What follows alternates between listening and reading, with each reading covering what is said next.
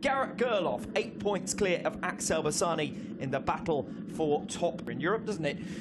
But we are now just about ready to go, and it's going to be a revival. And figure their way around this circuit, and it's going to be a real challenge for them. A 12-lap race than you would normally expect if we were looking at it in the dry. Yeah, definitely. And you can see for the riders now on the way down to turn one, everyone pushing, falling, but there's not too much standing water out there on the surface. Absolutely teeming down, and this would have killed it off already. The drainage at this circuit must be excellent because it is still raining heavily. Yeah, Mark Hughes and the team at Driven and Riders, the first few laps are going to be really interesting to see who's willing to push hard. The good thing is everyone's got nothing to lose. In wet conditions, time can be made up very quickly, positions can be made up very quickly. 7 machine, one of the few things up for grabs in this race is the top independent rider. International circuit.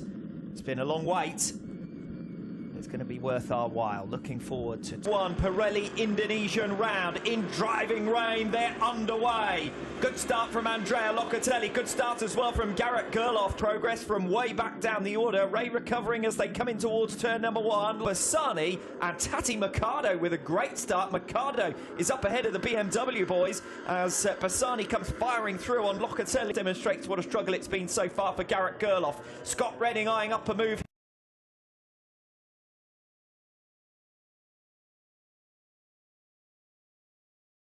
On, but by the skin of his teeth. Yeah, the run down into 10-4. Feeling pretty confident out there, willing to get himself to the front of the field. Obviously, if you're at the front of the field, you don't have to deal with any of this. The top 4 from race 1 earlier on today are doing battle again at the head of the field in race 2. Ray comes through. Razgatlioglu, Redding, Bassani is your new order. Talked all day about Tati Mercado being a wet weather specialist. A bit of a gap behind the number 36 as Razgatlioglu fires through at the start of lap 2. Ray will immediately. Well, coming from the back row of the grid into the top 10, and the Japanese rider, he goes well in wet conditions. He has ever finished. Jonathan Ray out in front. Razgatlioglu second. There is Mercado. Leader Jonathan Ray. Razgatlioglu, Redding, Bassani and Van der Mark right with them. Yeah, and for Van der Mark, always goes well in these conditions, considering wet weather had been one of the weaknesses for him, but he looks pretty strong at this stage, willing to make those moves. Obviously, Ray, Redding, Razgatlioglu, Bassani and Van der Mark. Van der Mark now within striking BMW package underneath him. Redding also looking good at this stage. Got right onto the tail of Jonathan Ray. Couldn't so slightly. So Van der Mark, he needs to make that move on Bassani quickly. Tati Mercado broadly going with the group. A second the gap in front of him though. 2.5 seconds the tail. And any time someone runs slightly off the line or makes a slight error or is slightly tentative, they're going to be swallowed up by the pack here. Scott. That having a little bit more size can really help Scott.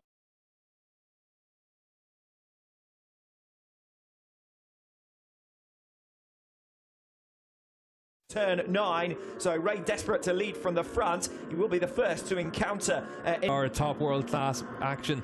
You're getting it right now. This is the first time they've ever been around this track in wet conditions, and now they're all really trying to figure it out on the fly. You can see Michael Van der Mark at the back. Was hoping to run the outside and give himself the inside for the next corner. It hasn't worked out for him. It's Bassani who's making progress. I think he may have been collected by Michael Van der Mark there after a bit of a moment coming off the top independent ranking. Unfortunately, his hopes of that end in the gravel trap. Yep.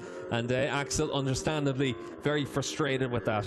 Well, Garrett Bassani was looking good. He gets moved out of the way by Razgatlioglu, and here's going to be the moment for him coming off the final turn. And he does get collected. Entry and Van der Mark lifts into the path, perhaps and that one was less contentious. Axel Bassani's collision there with Michael Van der Mark after already being unsound, but Redding responding quite nicely. Meanwhile, Michael Van der Mark getting through on Razgatlioglu. That's for third. Former teammates Van der Mark and Toprak Razgatlioglu. You can see how much rain is coming down. You can see how much gravel was left out in the racetrack as well there. Got it done. Redding up at the front then. Ray in second. The gap now over a second. So this fight for third position. Van der Mark trying to come through in attack, but can't quite get there as they make their way through the right-hander. When they come across the line, the one thing is right now 1:44.0 was Scott Redding's last lap time. A dry weather lap around here is a Van der Mark to bridge any more of that gap because the pace at the front's really fast.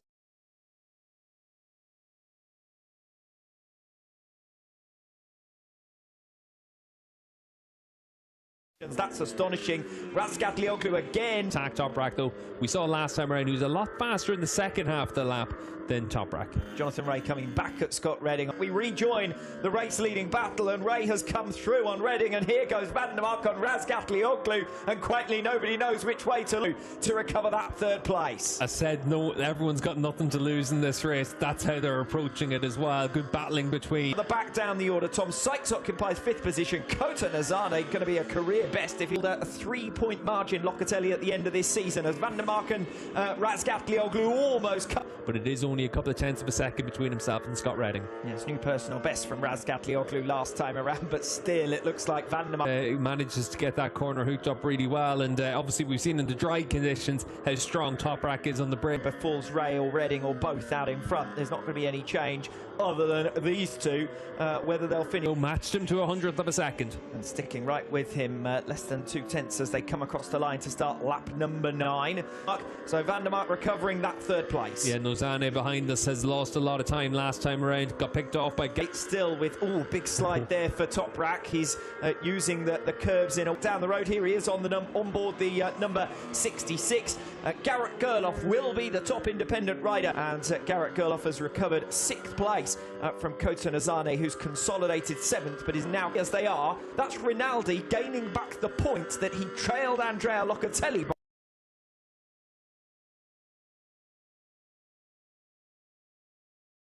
Tenths of a second with a lap and a half lead. Other than that, it's going to be a move down the inside through this section of the track on the last lap.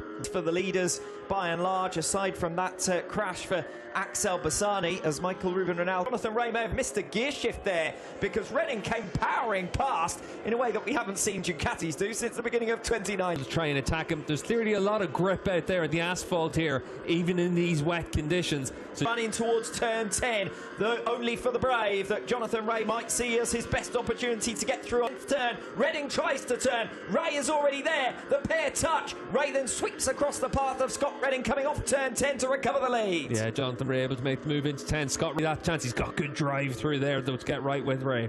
Scott Redding did leave the door open. It was wide enough for Jonathan Rea. Seen any further information about that, but focus on the lead battle. Redding through on Rea. Has he overcooked it? Yes, he has. To Toprak Razgatlioglu at the end of a run of 6 consecutive seasons, but he is demonstrating just 7 seconds back. Toprak Razgatlioglu over the line for 4th position. Tom Sykes rounds out your top 5, 11 seconds back. Garrett Gerloff with 6th position. Then it's Kota Nazane. He's over the line in the end for 12th position, but most importantly, across the line to finish off his World Wsbk career. But at the front of the field, his long-term rival Jonathan Rea picks up another race victory to say after it. Well, Redding tried his own luck on the final few turns, but John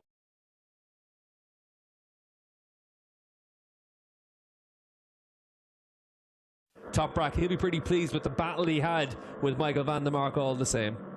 Toprak Razgatlioglu wins the championship by 13 points, so nobody can say anything about one world title.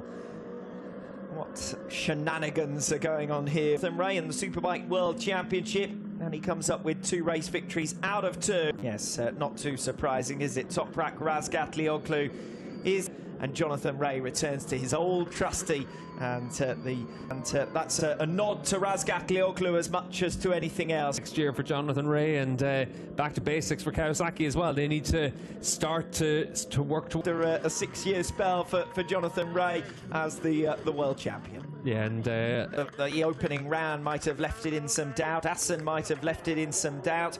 Even his crash in Portimao left some. Makes his way over towards Parc Ferme as well. I said it to you off air earlier on. If Jonathan Razgatlioglu on 13 wins, so 13 wins, and Jonathan Rea also beats Toprak for podiums because Razgatlioglu finishes down in 4th position. Great sign-off last season, but he's not forgotten by them. Thanks to a World Wsbk legend, and thanks from all of us, and gave him something to think about at times over his spell with that Ducati factory. Degrees, very humid, so you could understand Scott trying to just get rid of as many layers. From the rain, of course, an emotional moment for Chaz Davies, no doubt. Yeah, definitely, and for his team as well, and all the way through. Very fitting that